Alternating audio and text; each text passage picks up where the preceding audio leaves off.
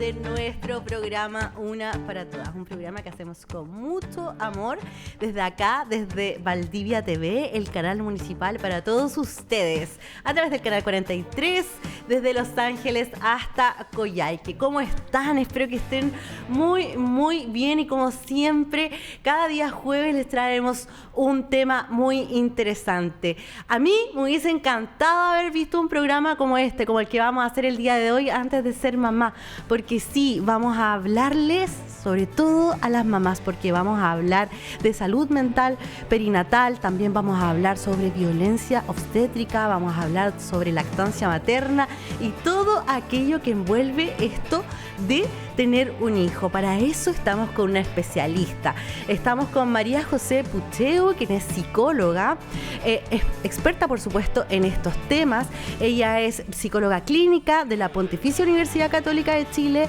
Quiero decir su currículum porque es muy nutrido, especialista en salud mental perinatal, psicoterapia en trauma y violencia obstétrica, diplomada en puerperio y lactancia también y diplomada en duelo perinatal y gestacional. También hace acompañamiento psicológico de mujeres y familias en temáticas de salud mental materna. También hace capacitaciones a equipos de salud en temáticas asociadas a la salud mental perinatal y miembro de la red chilena Salud Mental Perinatal. Con ustedes, María José Pucheo, bienvenida. Nos costó mucho que estuviera acá la María José, estuvimos muchos meses tratando de que se generara esta entrevista, pero ya está aquí. María José, bienvenida, ¿cómo estás? Muchas gracias por la invitación. Estoy bien, contenta de estar acá, de al fin haberlo conseguido, sí, porque mamá. Sí, cuesta sobre todo cuando se es mamá trabajadora. También podríamos hablar un poquito de eso, que también tiene mucho que ver con la salud. Me encanta. Sí, con el tema de tema. Con el tema de la salud mental, ¿cierto? De la mujer. Esta decisión de ser madre hoy día es difícil, ¿ah? Bueno, María José obviamente viene en su rol de psicóloga, pero también es mamá de dos pequeños. Yo también soy una mamá de una Florencia de 5 años. Así que por supuesto que desde que somos mamás nos cambia la vida completamente. Pero me gustaría que partamos por lo primero. Quiero que hablemos sobre la salud mental perinatal, una especialidad que me suena como un poco nueva, a lo mejor lleva un poco de años, pero hace no tanto tiempo como sociedad nos estamos preocupando de la salud mental en torno a tener un embarazo, ¿no? Cuéntanos un poquito de qué se trata, María José. Ya, súper. Mira, yo creo que es importante antes de hablar de salud mental perinatal contarte cómo yo llegué a la salud mental perinatal, porque sí, en realidad creo que para muchas psicólogas que trabajamos en esta área o muchas psiquiatras también, la puerta de entrada a la maternidad fue el dolor, fue encontrarte con un mundo que era absolutamente desconocido, donde un poco invisibilizado, todas las expectativas que yo tenía respecto a ser una super mamá, porque además soy psicóloga, entonces como siempre había querido ser mamá, pensé que todo se iba a dar súper fácil, y no fue así. Entonces, sí. Pero María José, primero ¿cómo fue? ¿Fuiste primero psicóloga, especialista en estos temas y después mamá, o se dio en forma paralela? No, primero fui psicóloga. La maternidad me encontré trabajando en una institución pública con harto interés en la infancia siempre. Yo soy psicóloga clínica, pero una vez que fui mamá, me explotó la cabeza, digo yo, y dije, tengo que estudiar esto. Me puse como bien matea a capacitarme y desde ahí decidí enfocar mi carrera en lo perinatal o en la salud mental materna. O sea, cuando fuiste mamá, es que te cambia la vida completamente. Es difícil también como explicarlo, a lo mejor cuando no se ha experimentado eso aún. ¿Cómo te cambia la vida? Yo siento un poco, María José, que es muy difícil ser mamá y trabajadora, cuando sobre todo uno trabaja a horarios y todo eso, porque como lo dicen por ahí todavía y suena un poco cliché, pero es muy real que uno le piden trabajar como si no fueras mamá y uno tiene que ser mamá como si no tuviera que trabajar, cuando en realidad estás en el trabajo y estás con la mente en la casa, en tus hijos, en lo que está pasando allá. y cuando estoy allá estoy pensando en el trabajo y la carga mental que implica es muchísimo. ¿Cuáles son algunos de los cambios a nivel fisiológico que experimenta una mujer al ser madre? Mira, voy a volver, me quedé una cuadra atrás, como nos pasa a las mamás, como pegada con la pregunta anterior. Ajá. Y para hablarte de salud mental perinatal, quiero contarte que desde no hace tanto tiempo sabemos por las neurociencias la importancia que tiene el periodo gestacional y de posparto, tanto para la mamá como para la guagua, este niño o esta niña. Entonces, pensamos que este periodo es un periodo donde emocionalmente hay muchos cambios que son súper abruptos, cambios también en la identidad, cambios en la estructura de vida, cambios en la economía, cambios físicos, o sea, podría seguir enumerando un montón de cambios y esos cambios vienen asociados a transformaciones también de nuestro cerebro, ¿no? Yo cuando atiendo parejas en el contexto de preparto, les pregunto a los acompañantes, a los maridos o quien acompañe, ¿cuál es la parte del cuerpo de tu señora que más ha cambiado desde que está embarazada? Y la respuesta típica es como la guata, ¿no? La guata, o qué sé yo, las caderas, el pecho. Y yo les digo, sí, la guata ha cambiado un montón, pero por lejos la parte de nuestro cerebro, o sea, de nuestro cuerpo que más cambia en una gestación es nuestro cerebro. Es que es muy heavy lo que pasa, lo que nos está pasando en ese momento. O sea, se transforma y toda la persona que fuimos antes deja de existir. Exacto. Sí. Vivimos un duelo que es un duelo potente. Dejar nuestra vida atrás. Dejar nuestra vida atrás. Como la conocíamos hasta ahí. Incluso dejar de pensar como pensábamos antes. Hay muchas mujeres que dicen, no me acuerdo las palabras, no me acuerdo de mi root, no sé si fue hoy día, si fue ayer, me pierdo en todo, porque eso tiene que ver con las transformaciones neurohormonales. Entonces, como es un periodo de tanto cambio, es también un periodo de mucha vulnerabilidad y donde es posible que se presenten diversas patologías de salud mental. Sí, como cuáles. Además, siempre escuchamos hablar de la depresión postparto, ¿cierto? Pero ¿qué otras patologías también uno puede tener en este periodo? Depresión postparto es como la más conocida, pero los trastornos de ansiedad generalizada también son súper prevalentes, ¿no? Cuando somos mamás y nos preocupamos de que salimos con la guagua en el coche y justo hay viento y cómo saqué a mi guagua y no sé, no le di de comer a la hora y qué voy a hacer, mi guagua va a pasar algo malo. Sí, sabes que a mí me pasó. Bueno, en general tengo ansiedad, tengo un trastorno de ansiedad y ya cuando fui mamá, todo el periodo de embarazo estuve acompañada de terapia porque no quería tomar medicamentos para la ansiedad, entonces eso es muy típico. Estaba así como no, yo puedo. No quería, pensaba que le iba a hacer mal, entonces claro, era una persona ansiosa, pero el ser mamá me explotó todo lo malo que puede pasarme en la vida. Y claro, una vez que, superado el periodo del embarazo, ¿cierto? Y después cuando nació, yo no la sacaba de la casa porque más encima nació en mayo, entonces era como, no, ¿y si le pasa algo? Y la veía tan chiquitita. Mucho frío y hasta miedo de vestirla, que la voy a quebrar, no sé cómo ponerle un pilucho. Tenía miedo de vestirla, de todo, tenía miedo de todo.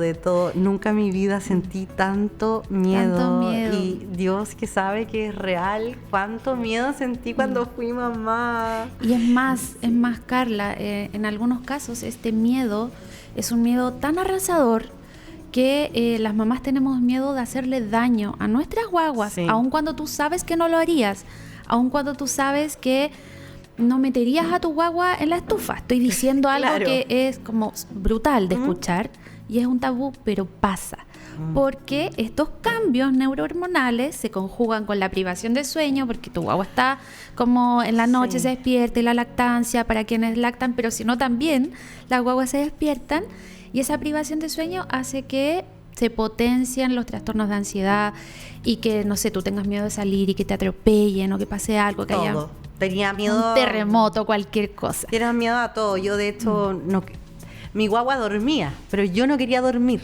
porque yo pensaba que tenía tenía tanto sueño y sentía que tenía tanto sueño acumulado que cuando sentía que iba a dormir y no iba a despertar más y como que iba a estar tan lona y como que ella iba a necesitar algo y yo no iba a poder porque no iba a despertar del sueño que tenía. Entonces estaba así como, entré como en una crisis brígida. Pasada de revoluciones. Brígida, totalmente. Aparte también pasó que fui mamá a los 32, entonces ya llevaba mucho tiempo conviviendo conmigo misma nomás. Entonces, como no lidiaba con nada más en la vida que conmigo, y entonces después como que llega esta bebé a cambiarme la vida completamente y extraño mi tiempo conmigo. Extraño mis tiempos de, no sé, por ejemplo, a mí me gusta tocar guitarra. Es algo que yo puedo hacer horas y me puedo perder tocando guitarra y es algo que nunca más, o sea, no volví a hacer en mucho tiempo. Lo volví a hacer ya cuando crecí un poquito, pero eso de como estar horas haciendo algo y olvidarme del mundo, no, ya es algo que no puedes hacer cuando te conviertes en mamá. Obviamente que a cambio conoces el amor más maravilloso que puede existir en el mundo. Yo soy una agradecida de haber sido madre, lo encuentro hermoso, pero sí, los cambios son brutales. O sea, yo creo que la gran mayoría de las mamás, quizás todas, amamos a nuestros hijos con todo el corazón. Pero ese amor no quita que la experiencia sea una experiencia sumamente difícil, ¿no? Incluso puede ser una experiencia traumática, incluso puede ser una experiencia que haga que toda tu historia, cuando tienes historias difíciles y sucesos, episodios adversos en la infancia, aparezcan y te remuevan y tú estés así como todo el tiempo al borde del precipicio, ¿no? Así lo relatan las consultantes que yo atiendo. Es como, estoy al borde, me voy a volver loca, me perdí, no sé quién soy. Oye, heavy, sí. Oye, María José, cuéntame un poquito sobre la depresión postparto. Porque pasa que, obviamente, yo, por ejemplo, después de que fui mamá, me sentía súper rara, súper como, no sé, una maniática. Reía, lloraba, no sé, todo. Tenía muchas emociones. Pero, ¿cuándo necesitamos ayuda profesional? ¿Cuál es el límite? ¿Cuáles son esos síntomas que a mí me tienen que avisar o a mi entorno de que esta mamá necesita ayuda profesional? A veces nos cuesta distinguir ese momento. Sí, lo que pasa es que luego del parto, independientemente de qué tipo de parto sea, existe algo que se llama disforia postparto o baby blues, y que en el fondo obedece a esta transformación hormonal donde las hormonas del embarazo caen abruptamente y tú te quedas como en una montaña rusa. Donde ¿como una maniática? ¿Cómo se sentía? Claro, maniática, si no sabes si reírte, si llorar, si todo al mismo tiempo, si odias a tu pareja o la amas y odias a tu guagua, pero darías la vida por ella. Es un periodo de mucha ambivalencia, donde empieza a aparecer mucha culpa en la mayoría de las mujeres. Qué bueno saberlo. Aparece la culpa materna y está, por otra parte, este mito de que tener una guagua es lo mejor que te puede pasar en la vida y de que van a ser tu guagua y tú vas a sentir un gran amor que va a tapar todos los agujeros de tu existencia. Sí, está como muy romantizado. Está súper romantizado y no es así. Muchas mujeres dicen, nació mi guagua, la encontré fea, no sentí nada, no sentí este amor, no sentía que era mi hija. Y desde ahí empiezan a aparecer ciertos síntomas. Entonces, está esta caída abrupta de las hormonas, se genera esta disforia, que es como un estado de tristeza intenso pero transitorio, que dura 2 semanas. Si después de estas 2 semanas persisten ciertos síntomas como llanto, pero un llanto que no para, con sollozo, dificultades para dormir, dificultades para mantenerse quieta, estar así como hiperventilada, algo que yo observo siempre, estar muy irritable. Entonces vino tu pareja y dejó un vaso ahí y eso para ti es terrible y genera una explosión de otro planeta. dificultades para querer quedarte sola con tu guagua, sentir que no eres capaz de cuidarla, sentir que tienes ideas, por supuesto, en los casos más graves, de hacerle daño a tu bebé, pero son ideas que tú ya no sabes si vas a poder controlar, como ideas muy intrusivas o ideas de hacerte daño a ti misma. Esas son situaciones que obedecen la mayor parte de las veces a una depresión posparto y hay que pedir ayuda. ¿Cuándo pedir ayuda? Si después de las 2 semanas posparto sigue este estado exaltado de tristeza, este estado así como muy intenso, yo creo que hay que buscar ayuda porque en realidad esto depende de muchos factores y ya no hablamos tanto de depresión posparto, sino que de depresión periparto. Porque muchas de estas depresiones posparto se arrastran desde la gestación o incluso antes. Entonces, si en una gestación hubo momentos difíciles, no hay aceptación del embarazo o hay otros factores de riesgo, también es bueno buscar apoyo psicoterapéutico.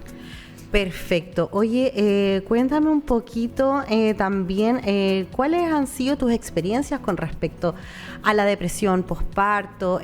¿Cuáles son las consultantes que tú tienes, las pacientes, María José? Mayormente, ¿por qué afecciones llegan o por qué temas llegan a tu consulta? Mira, llegan principalmente por los trastornos de ansiedad o trastornos por estrés postraumático cuando han habido episodios de violencia obstétrica y la depresión posparto.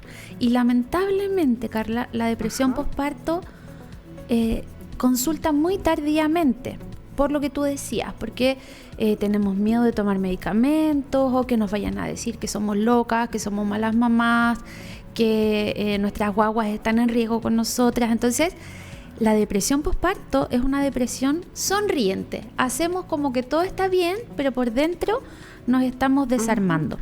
Entonces, ¿cómo llegan esas mujeres? Llegan sintiendo mucha culpa, sintiéndose súper malas mamás, sintiendo que hay algo como que no encaja en el vínculo con sus bebés, sintiendo como mucho cansancio también, mucha incomprensión y mucha soledad.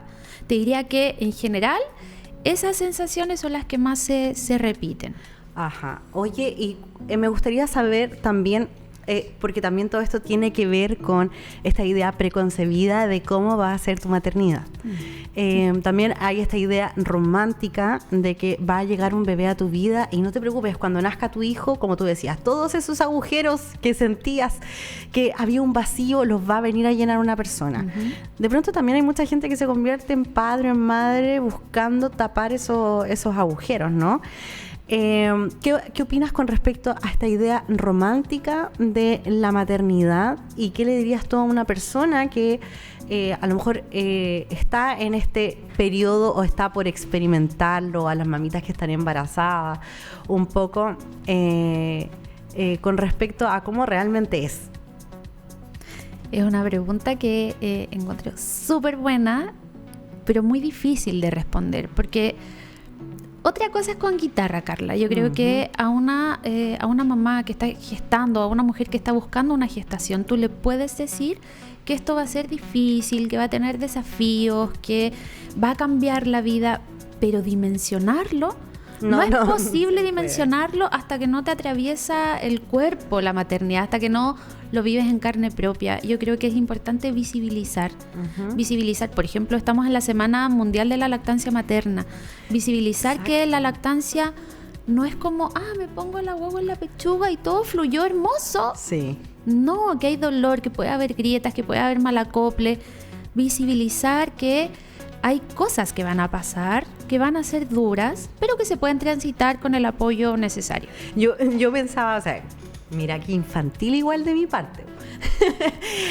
Embarazada yo, y como que habían estos cursos en los spam, los consultorios, y tenía primas que me decían, oye Carlita, yo voy a este curso y me han enseñado hartas cosas, y yo como, obvio que no, obvio que estoy súper preparada y nacemos preparadas para ser madres, o sea, obvio que cuando nazca mi guagua todo va a fluir. No fluyó nada. Entonces, cuando nació mi hija, me dieron el número de la clínica y llamaba cada rato. porque me dijeron que cualquier consulta llamara. Y yo llamaba el primer día que estaba, o sea, cuando la tuve, estuvo bien, estuve ahí en la clínica, entonces como que se la llevaban en la noche. Se la llevaban en la noche. La cambiaban a veces, te ayudan con eso. Yo dormía, le daban un relleno en la noche. Pero cuando voy saliendo con la guagua, me acuerdo en la silla de rueda, y voy saliendo de la clínica, y ahí me empezó a dar como un shock. Así como, ¿qué hago ahora? ¿Qué hago ahora? Y llegué, y más encima vivía fuera de Valdivia.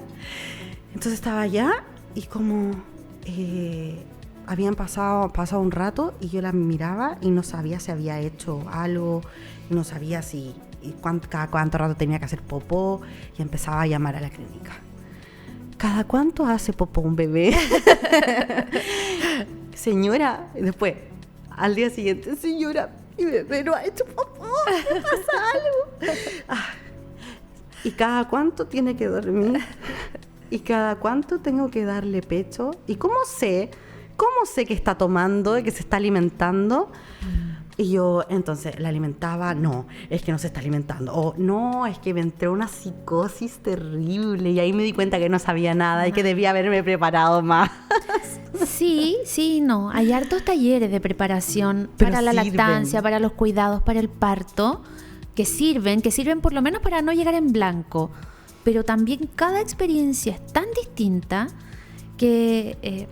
bueno, en realidad esto es un poco autorreferente, pero yo creo que lo que más hay que preparar es el posparto. Y emocionalmente, ¿qué puede pasar?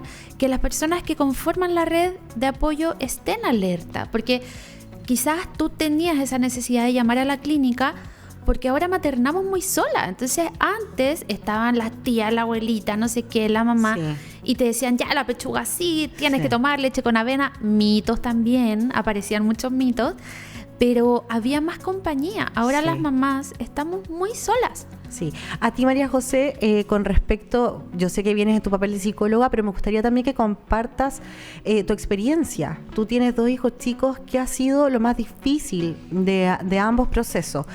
¿Qué ha sido lo que a ti más te ha costado? Por ejemplo, a mí lo que más me costó fue, bueno, lidiar con mi psicosis de que, o sea, mi ansiedad de que va a morir por mi culpa, no la voy a ir al baño y se va a morir ahogada, todo el rato como que estaba pensando en que le iba a pasar algo y que iba a ser mi culpa, pero eso es porque obviamente yo tengo mucha ansiedad.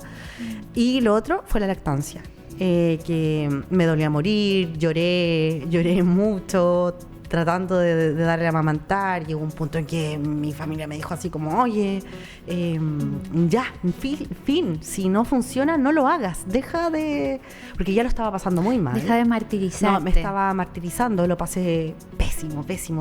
Eso me hizo también como, cuando tenía que llegar el momento, no lo disfrutaba, y yo decía como, esto no se supone que no era así.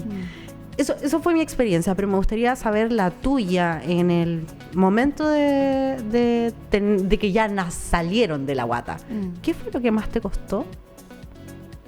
Mira, en mis 2 maternidades lo que más me costó, o sea, me partió costando el parto, ¿no? Yo trabajando en esta área después y todo, quería obviamente tener parto natural porque sabía todos los beneficios que tiene un parto vaginal, ojalá con las menores intervenciones posibles, porque la evidencia científica así lo relata, así lo describe, pero lamentablemente por situaciones distintas en cada parto no pude tener esos partos soñados. Entonces yo debuté como mamá las 2 oportunidades sintiéndome fracasada, sintiendo que no había podido, que mi cuerpo no había podido, que o sea, en el fondo que yo no había podido tener a mis guaguas, ¿cachai? Entonces desde ahí en adelante todo bien difícil.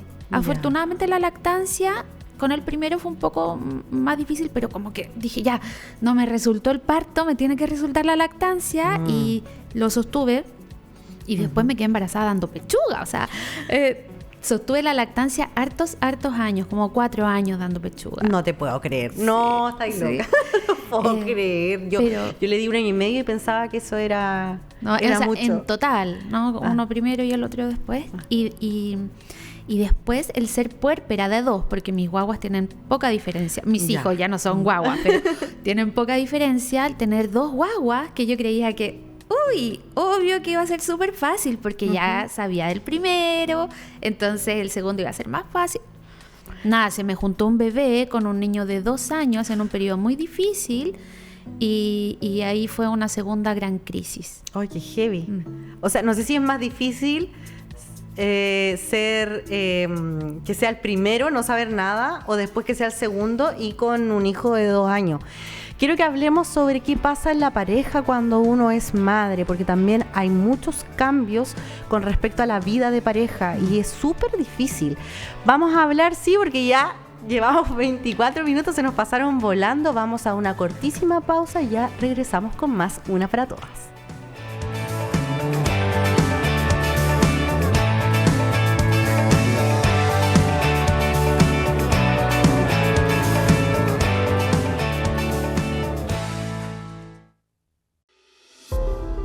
Hola, mi nombre es Valdivia y junto a mí te invito a recorrer mis aguas, mis tierras, mi selva.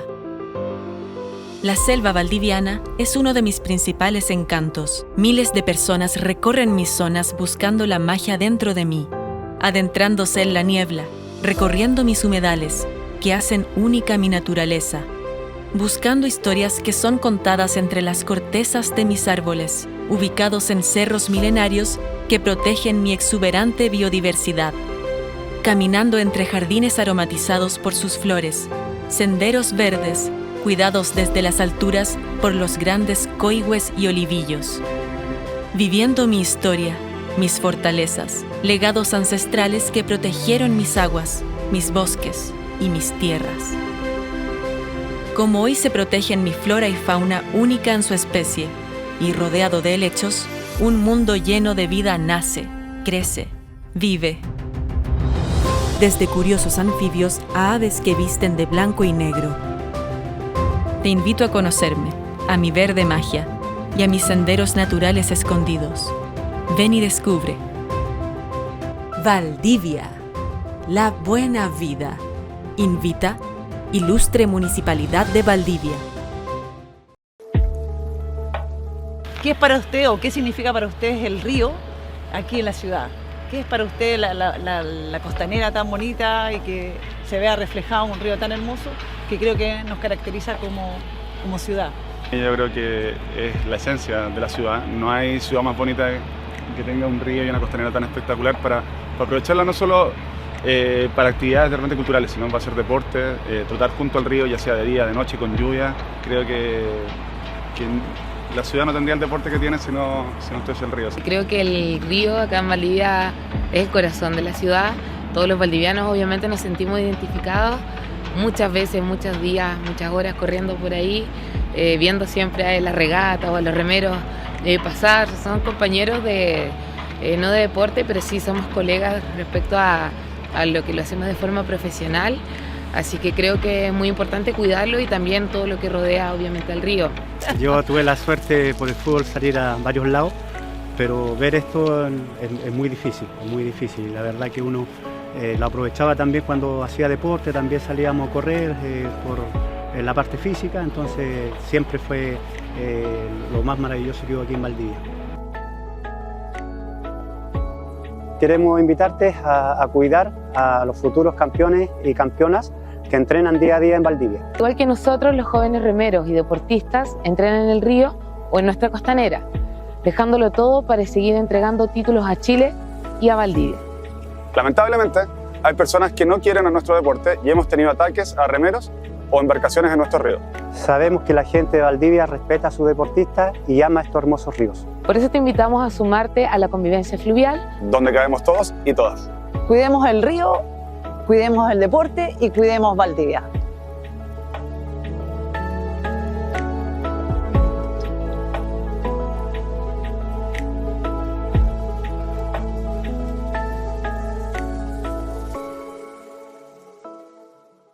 Disfruta de la buena vida de Valdivia todo el año.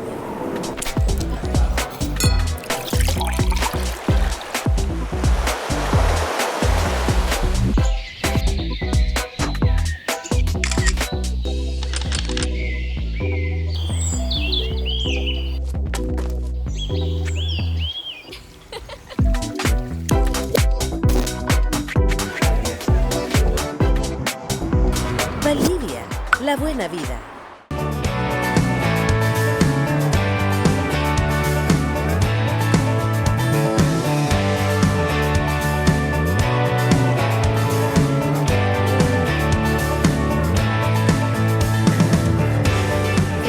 Aquí en este capítulo de Una para Todas, especial para las que son madres, para las que lo van a hacer, hablando sobre todo lo que tiene que ver con la salud mental perinatal.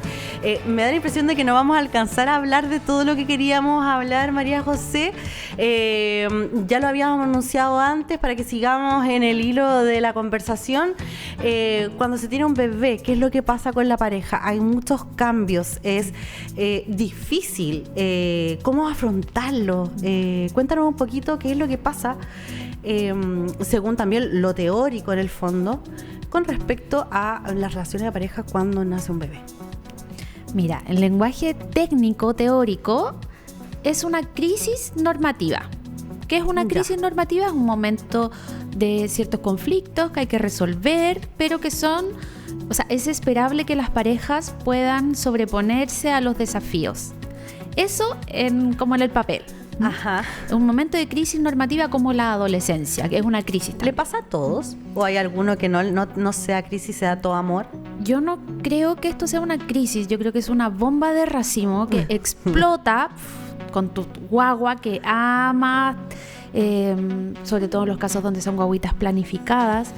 Pero a mí me ha tocado ver parejas que llevan años en procesos de tratamientos de reproducción asistida, que lo único que desean es tener una guagua, y cuando nace la guagua igual queda la escoba, porque se producen todas estas transformaciones en el cerebro de la mujer, cambia toda la dinámica familiar, hay una guaguita que cuidar que se lleva todo el tiempo, toda la atención, toda la libido de la mamá, ¿no? Uh-huh. Entonces la experiencia sexual cambia, la experiencia no solo sexual, de intimidad, ¿no? Uh-huh. Es como uno deja de tener también espacio de intimidad, porque ya casi no hay, o sea, sobre todo cuando recién la guagua nace, no hay nada, si tenés que cuidar a ese ser humano. No hay espacios de intimidad, hay agotamiento. En el caso de las mujeres, que muchas veces sentimos que estamos solas y aisladas, también se empieza a producir un resentimiento, ¿no? Una especie como de acumulación de deuda, donde la pareja es el que sale a trabajar y yo estoy a las 5 de la tarde desesperada porque llegue, y llega y le pasó la guagua y estoy súper enojada, pero en realidad no estoy enojada, estoy cansada y me siento incomprendida y sola.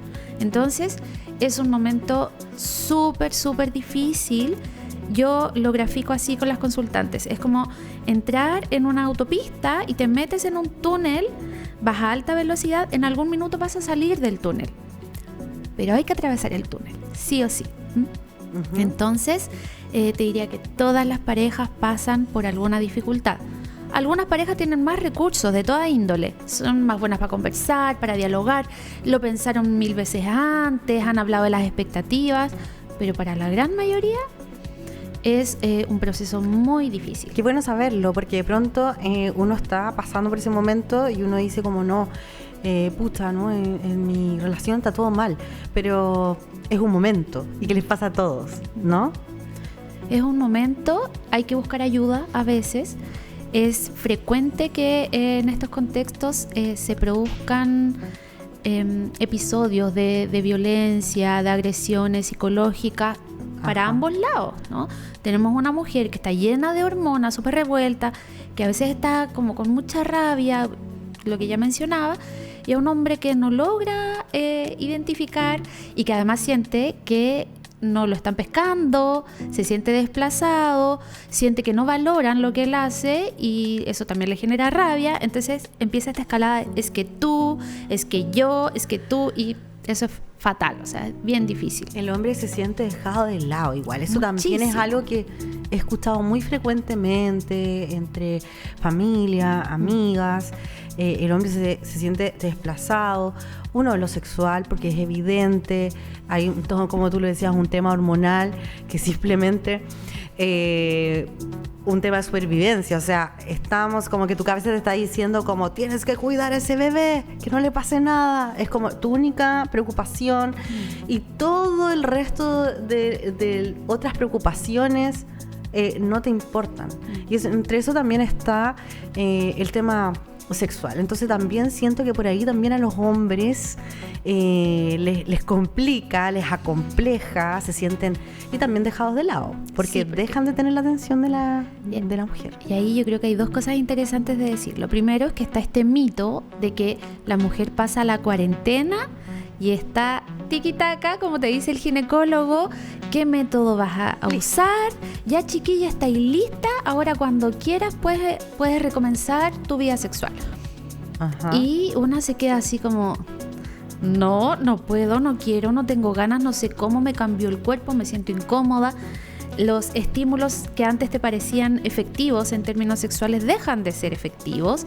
Hay ciertas partes del cuerpo que dejan de ser erógenas, incluso hay más dolor. Y cuando hay dolor, no hay ganas de tener encuentros sexuales. Entonces, es bien complejo eso. Y por otra parte, quienes trabajamos en salud mental materna, decimos que cuando nace una guagua, en una familia aparecen todas las guaguas que viven en nuestro interior. ¿Ya? ¿Cómo es eso? Entonces, si tú fuiste una niña o una guagua que no recibió la atención suficiente, que tiene algún dolor en términos del apego que tuviste con tus figuras de cuidado, con tu mamá, con tu papá, en el caso de los hombres también, cuando vivieron abandono, cuando se sintieron desplazados, esos conflictos se reactivan, ¿no? Entonces, yo me puedo poner súper demandante, me puedo poner así como, realmente yo era tu guagua, yo era tú, yo era tu pareja, somos como puras guaguas. Yo era tu niño interior, el niño interior de él, la guagua recién nacida, sin poder dormir, no, una locura. Tal cual. Una locura, por eso es importante tener red de apoyo también. Como tú lo decías, hoy día estamos criando muy solas y también con mucha presión.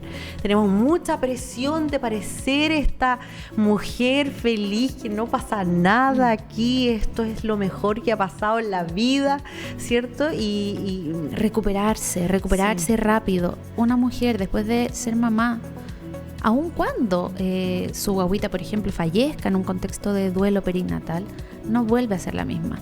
Una mujer no se va a recuperar porque su cerebro y sus células no vuelven a ser las mismas. ¿En serio? No te puedo creer. Oye, también te quería pasar a otro tema, porque no quiero que termine este programa sin tocar lo que tiene que ver con la violencia obstétrica. A veces, ¿cómo podemos saber que hemos sido víctimas de violencia obstétrica, María José? La sensación de una mujer que ha vivido violencia obstétrica inicialmente es que algo no le cuadra, ¿no? Es como, esto que me pasó, a veces pensamos que es normal, ¿no? Porque la violencia obstétrica es una violación a los derechos humanos, pero es una violación que es muy particular porque viene de un sistema que validamos muchísimo, que es el sistema médico, ¿no? Entonces, las personas que están encargadas de cuidarte, atenderte, son las que saben. Y si tú eres un profesional de la salud, entonces tú eres la que no sabe. ¿Sí? Entonces me sentí incómoda, me sentí humillada, sentí que no me escucharon, me sentí pasada a llevar, sentí que me separaron de mi guagua y yo quería estar con mi guagua. Presenté un plan de parto y nadie lo leyó. Situaciones de ese tipo constituyen hechos de violencia obstétrica, pero la violencia obstétrica es una percepción muy subjetiva. Ajá. Entonces muchas veces la mujer se queda con la sensación de que es algo de ella, y una vez que logra hablar, lo que a veces son años después, aparece todo el dolor del trauma, porque vivir violencia obstétrica es muy, muy traumático, es brutal, es muy devastador. ¿Existe legislación al respecto? Ahora sí. ¿Sí? Afortunadamente contamos ahora desde este año con una ley integral. No recuerdo el nombre en este minuto, no es mi tema, no soy experta en leyes, pero con una ley que por primera vez en nuestro país identifica la violencia obstétrica como un tipo de violencia contra la mujer y que tipifica ciertas acciones, ciertas situaciones que constituyen violencia obstétrica, y además no persigue castigar, pero sí persigue prevenir que situaciones que constituyen violencia obstétrica no se presenten tanto. Nuestra región es una de las regiones de Chile que más casos de cesáreas tiene. Mientras la OMS recomienda un 15%, en nuestra región hay cerca de 90% de cesáreas. Eso constituye prácticas, procedimientos innecesarios y son una vulneración de derechos, pero no lo sabemos. Entonces, ahora afortunadamente va a haber mayor vigilancia, mayor cuidado. O sea, cuando el doctor te dice, no puedes tener parto natural, uno dice, bueno, ya no puedo nomás. Tu guagua es muy grande, eres muy estrecha. ¿Y cómo puedo saber si eso es real o no? A veces yo entiendo también que muchas veces también, como me lo dijo a mí el médico que trajo al mundo a mi hija, prefiero hacerte una cesárea que se presente un problema y a último minuto tenga que hacerte una cesárea y eso sea más riesgoso y todo se hace más aceleradamente. Porque me dijo, bueno, si tú quieres, pero yo te recomiendo que no. Entonces obviamente yo dije no. Pero muchas veces, hoy día se hace demasiada cesárea. No sé si tendrá algo que ver con el tema financiero. A lo mejor es más conveniente, no tengo idea, estoy suponiendo. Pero ¿quién regula eso? O sea, como tú lo dices, si el médico te está diciendo que algo es así, tú le crees al médico, es de esa manera. También muchas veces pasa que en mi familia hay un caso de violencia obstétrica brutal a mi tía, donde era muy joven, ella va con 18 años a tener una guagua y le dicen como, bueno, si no le gustó hacerlo, ¿cierto? ¿No le gustó abrir las piernas? Exacto. Cosas así. ¿Ha llegado alguien a tu consulta con temas por violencia obstétrica? Se me paran los pelos. No ha llegado alguien, han llegado muchas mujeres. No te puedo creer. Muchas mujeres de nuestra ciudad. Y yo también, como atiendo online, acompaño a muchas mujeres de distintos lugares de Chile. Y la violencia obstétrica es una práctica generalizada. Ya. No solo la cesárea es innecesaria, ¿no? Esa es como ya la punta del iceberg. Ajá. Pero hay un montón de prácticas que se llevan a cabo y que son tremendamente dolorosas, humillantes y traumáticas para las mujeres. Muchas. ¿Cómo cuáles? Por nombrar algunas, también para quienes nos están viendo, porque de pronto pueden haber sido víctimas de algo y de pronto no se están dando cuenta. Mira, te voy a contar una que es un tipo de práctica como muy soslayado que se lleva a cabo de manera bien frecuente y que es la episiotomía, que es el corte que se hace en los genitales para aperturar el canal vaginal y que la guagua salga, comillas, más fácil, ¿no? Pero eso es una amputación de los genitales femeninos. Ya. Y pasa que en algunos casos, cuando tienen que coser a la mujer, cuando tienen que poner los puntos, el médico dice, te la dejé bien apretadita. Al marido, ¿no? Como, no te puedo creer. Dejan como el orificio de la vagina más cerrado para que el hombre sienta más placer una vez que penetra a la mujer, pero esa mujer es una mujer que va a padecer dolor y otro tipo de secuelas durante toda su vida. No te puedo creer. Y eso pasa acá. Pasa, bueno, yo lo que te quería contar también es que, por ejemplo, a mi tía, aparte de decirle eso, la hicieron esperar mucho para su parto. Y era como, no, pero sí, como te digo, no te gustó hacer una guagua, entonces, y eso era típico antes que se lo decían, se lo dijeron a mi mamá, se lo dijeron a mi tía, se lo dijeron a mi otra tía.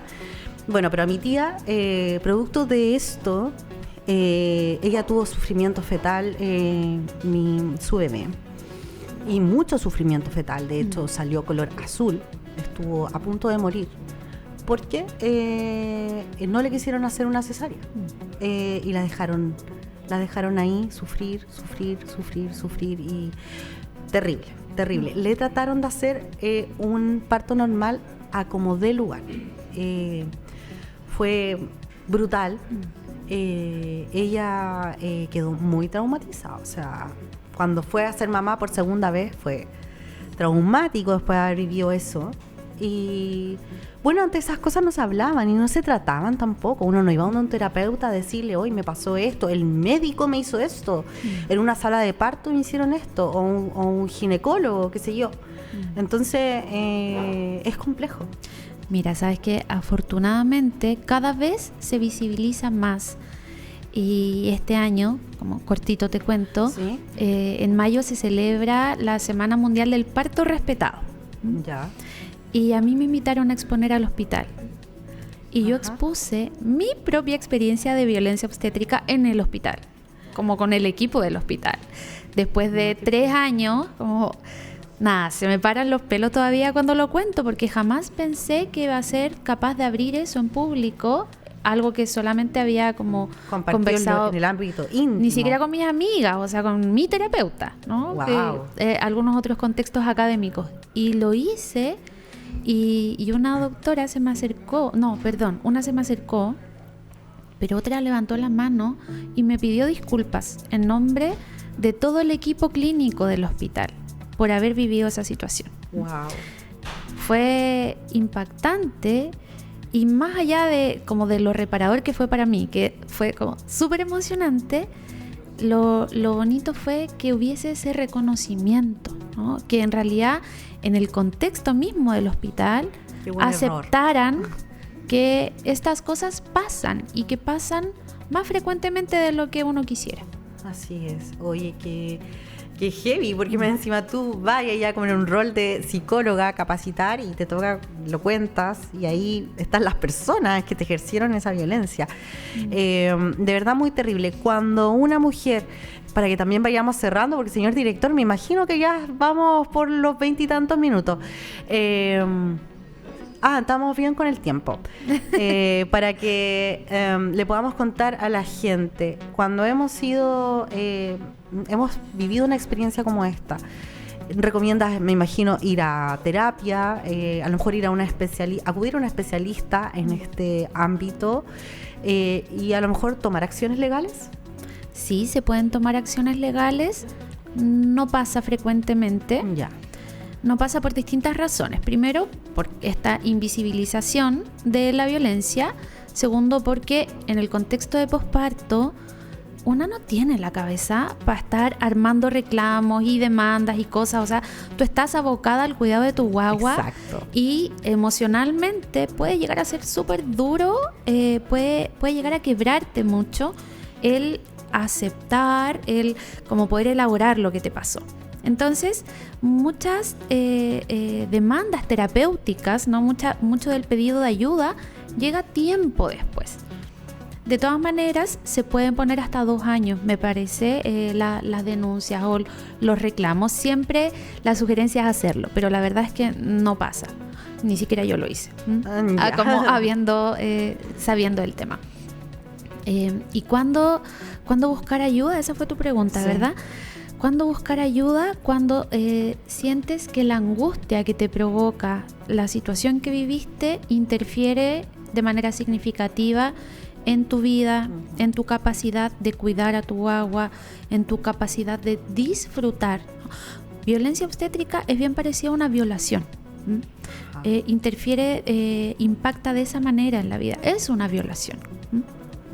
Sucede en nuestros genitales, sucede en la misma parte donde sucede una violación, cualquier tipo de agresión sexual. Entonces, si tú sientes que estás extremadamente lábil, que no puedes parar de pensar en esto, que de repente vas caminando y se te cruza un flashback de lo que viviste, o tienes ciertas conductas evitativas como no voy a ir nunca más a control con ginecólogo, todo ese tipo de situaciones ameritan que tú busques ayuda. Perfecto. A ver si alcanzamos a hablar de este tema que nos queda todavía pendiente. Creo que vamos a alcanzar a abordarlo un poquito, que tiene que ver con la lactancia materna. También a propósito de que estamos este mes, ya lo decías tú, conmemorando la lactancia, la importancia que esta tiene en la vida de los bebés. También lo decías al principio, quería que vuelvas un poquito a eso. No sabíamos antes tanto sobre la relevancia de el periodo gestacional, por ejemplo, de que el bebé siente, de que el bebé está sintiendo todo lo que tú estás pasando, todos tus sentimientos, todas tus emociones, ¿cierto? Si tú estás triste, se pone triste también. Y que eso también impacta en la vida emocional futura. Tú puedes haber vivido, tu madre puede haber vivido algo impactante estando en el vientre. Y eso te puede impactar después a futuro. Y de eso tu abuela puede haber vivido algo impactante y eso puede haber impactado a tu madre y eso te impacta a ti. Wow. O sea, como así es el nivel de fuerza de lo transgeneracional. Y también lo es la lactancia materna. Cuéntanos un poquito sobre esto, sobre cómo impacta la lactancia, el vínculo que hacemos cuando damos de amamantar y también todo el proceso de cuando llegamos al vientre. ¿Por qué nuestras abuelas? ¿Por qué desde nuestras abuelas? A ver, eso me quedó dando vuelta. Porque los ovocitos de los cuales proviene tu madre, en el fondo el óvulo, como en realidad es como antes del óvulo, ¿no? Es una célula como que precede al óvulo. Yo lo había escuchado. Esto que tú estás diciendo, lo había escuchado. Está desde la gestación en tu mamá. Entonces tu mamá estaba siendo gestada en el útero de tu abuela y tu abuela, por ejemplo, vivía violencia doméstica, ¿no? Violencia como de parte de su pareja. Ajá. Eso queda registrado en tus células, ¿no? Existe algo que se llama epigenética y que tiene que ver con cómo el ambiente transforma nuestro ADN, transforma la información que nosotras traemos. Entonces, por eso se habla de que el trauma es transgeneracional. En serio, qué interesante, ¿ah? Sí. Muy impactante. Entonces, también lo es obviamente cuando le damos de amamantar a nuestros bebés. Le estamos traspasando material genético, le estamos traspasando sensaciones, sentimientos, además de alimento. Sí, la lactancia es una experiencia multifactorial, multisensorial para los bebés y para las mamás también. En términos como de alimentos, en términos de los beneficios, brevemente, ayuda a proteger a los bebés, como potencia su sistema inmune. La leche es un alimento vivo que cambia cada día dependiendo de qué necesita tu bebé, ¿no? Hay ciertos receptores en el pezón que permiten que el cuerpo de la madre sepa si su bebé está resfriado y entonces le da, por ejemplo, una leche más aguada para que este bebé se hidrate. Es maravilloso. La leche de la noche es distinta que la leche del día. O sea, es un alimento... Tiene más grasa, Tiene ¿no? más grasa y tiene triptófano, que es además una hormona que permite que el bebé mantenga el sueño. Perdón, un neurotransmisor. Ajá. Entonces, eso es maravilloso. O sea, te dicen, dale un rellenito a tu guagua en la noche para que duerma mejor. No es tan así. La lactancia materna puede favorecer el sueño, pero depende, bueno, de muchos factores. Ya, otro día me invitas a hablar de sueño, sí, porque es otro universo. Y en términos vinculares, la lactancia no es lo mismo que el apego. ¿Ya? Si una mamá, por diversas razones, no puede o no quiere amamantar, no le resulta, le parece extraño, tiene una historia de abuso sexual infantil y entonces genera como un efecto muy retraumatizante el pecho, está bien, ¿no? Ya. Eso no impide que esa mamá vaya a tener un apego seguro con su bebé.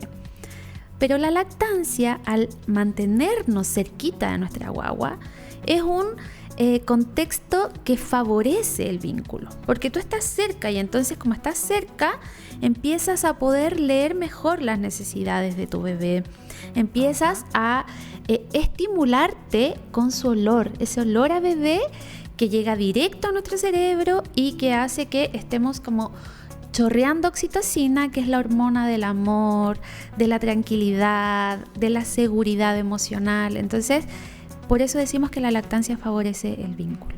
Maravilloso, pero en el fondo, si una mamá no puede, porque también, como yo te decía, nos obligamos un poquito, ¿no? De pronto también está esta posibilidad de que si no nos está yendo bien, bueno, ok, igual no te obligues o no lo pases mal, ¿no? O sea, la lactancia materna siempre va a ser buena para el bebé, Ajá. pero no siempre va a ser buena para la mamá. Ajá. Y si algo no es bueno para la mamá, difícilmente va a cumplir todos los beneficios que uno esperaría con el bebé. Hay mujeres que no pueden dar el pecho porque, por ejemplo, tienen un pezón vertido, hay como dificultades en el acople y se sacan leche. Ajá. Maravilloso, es una entrega tremenda la lactancia diferida, súper aconsejable para quien tenga y disponga de todos los recursos y la energía para eso. Pero hay mujeres a las que realmente no les resulta, y estar pensando en que cada 2 horas tengo que estimularme la pechuga para sacarme leche puede llegar a ser muy tortuoso, y esa tortura hace que una se resienta con el bebé, que te empieces a enrabiar, que te empieces a empobrecer en términos anímicos, ¿no? Que te empieces a sentir como esclava de la pechuga y estas cosas que uno escucha. Que la lactancia, yo soy fan de la lactancia puede ser maravillosa siempre y cuando la mamá lo sienta así. Ajá. María José, ahora para ir cerrando te voy a hacer una pregunta personal. ¿Cerraste la fábrica o todavía no? Es una pregunta muy difícil de responder porque yo soy fanática y loca de las guaguas. Entonces hoy día estaba con una amiga que tuvo a su bebé hace poquito y tenía esta guaguita y yo le decía, te juro que me va a salir leche. Sí. Me encantan las guaguas, pero maternar es muy difícil y no puedo hacer la vista gorda de eso. O sea, es caro, una está sola, te relegas en términos laborales, ves suspendido un poco toda tu trayectoria laboral. Entonces me encantan las guaguas, pero yo creo que más bien ya estoy pensando en la abuelidad. Así como que seguramente espero ser una abuela chocha, no sé, en 40 años más. Pero ¿Sabes qué? A mí me pasó que una prima súper joven se esterilizó. ¿Cuánto tiene? 30. Pero ella tiene 2. Pero ella me dijo que se había sentido súper bien. Y le dije, pero cuando estabas ahí, ¿no te dio como cosita? Y me dijo, no, como súper segura, 100%, me siento bacana ahora. Ella se lo hizo y se siente bien y tranquila, porque... y me dijo, oye, pero ¿por qué no lo hacís tú? Porque tú decís ya que siempre tú decís que cerraste la fábrica. y ¿sabéis qué? Como que lo pensé y fue como... otra prima tuvo una guagua y como tomar la guagua, no, me derretí y fue como, chuta, de verdad parece que no estoy lista para eso. Porque ella me decía como, no, pues a mí me pasa que tomo una guagua y es como, qué rico, pero no. Pero no me pasa como esa cosa como que de tomar una guagua y de querer tener otra guagua. Entonces yo dije como, no estoy lista para eso. Ese es otro duelo, ¿no? El duelo de saber que no vas a tener más hijos. Sí, yo sé que no voy a tener más hijos. Sé que solo puedo con 2, que mi salud mental, mi economía, mis proyectos de vida solo me permiten estos 2 maravillosos niños que tengo. Tengo un hijo autista, entonces eso tiene otros desafíos también. Wow. Otro día podemos hablar de eso. Absolutamente. Pero yo no he querido esterilizarme. Te lo ofrecen siempre después de parir o de una cesárea, te lo ofrecen, incluso después del primero. Ya, a mí no me lo ofrecieron. Yo no quise porque yo disfruto mis ciclos, ¿no? A mí me gusta saber cuándo estoy ovulando, me gusta vivir la menstruación, o sea, en el fondo aquí ya podemos empezar a hablar de temas más íntimos, pero creo que es valioso ser una mujer cíclica y es valioso entender también tu salud mental, tus energías y todo desde esa ciclicidad. Ahora, quien quiera hacerlo, genial, o sea, por algo existen los anticonceptivos y es maravilloso, ¿no? Potencian nuestra soberanía reproductiva y eso es genial. Pero bueno, también le podemos pasar la pelota a nuestros compañeros, a los maridos, a los pololos, y existe la vasectomía, que es mucho más sencilla, y un montón de otros métodos que pueden asumir los hombres también. Yo siempre pensé, hasta que tuve esta conversación que te comentaba con mis primas, siempre pensé que lo tenía súper cerrado el tema. Porque además tengo 37 años y ya tuve una y todo lo que tú dices, lo que implica paralizar un montón de aspectos en tu vida por la maternidad, ¿cierto? Entonces fue como, no sé si a los 40 quiero tener un hijo de 2, ¿cachai? Pero cuando me dijo, como, ¿por qué no lo así? Fue como,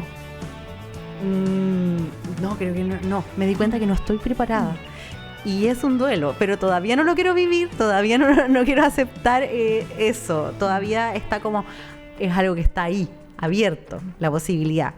Yo encuentro que en el caso de mi prima súper valiente, me encima a tener 30 años y súper decidida, así, yo dije como, wow, qué decisión tan joven y qué decidida de querer hacerlo. Y ella, claro, dijo también, tengo 2 hijos, soy súper feliz y no tengo ni mi salud mental, ya no me lo permite.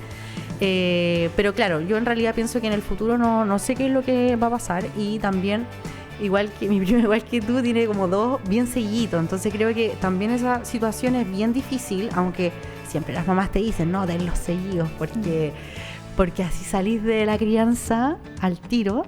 Pero también es una decisión súper peluda. Así que, bueno, no lo sé. Te puedo invitar también a otro programa para que sigamos hablando más. María José, de verdad, fue un gusto enorme tenerte acá. Igual para mí, gracias. Fue maravilloso. Me encantaría que puedas acompañarnos y también, por supuesto, la gente, porque también este programa lo dejamos colgado ahí en nuestro canal de YouTube, así que si de pronto tienen alguna idea de otros temas que podamos abordar con respecto a esto, que también dejen ahí sus sugerencias o sus preguntas y también a lo mejor a futuro las podemos abordar. Así que, María José, muchísimas gracias por estar con nosotros. Y por último, te dejo la pantalla para que te despidas y también para que dejes tus redes sociales para quienes necesiten de tus servicios. Ya, súper. Bueno, gracias.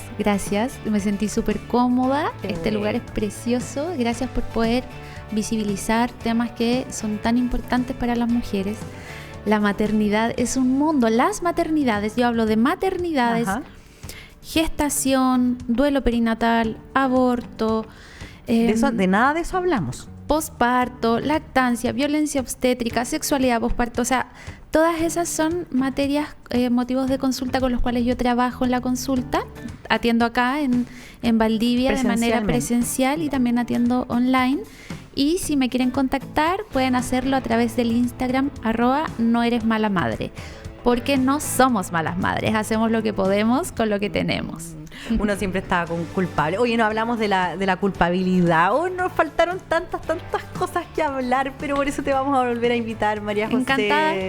Oye, muchas gracias. También agradecemos a ustedes por estar con nosotros, por siempre preferirnos.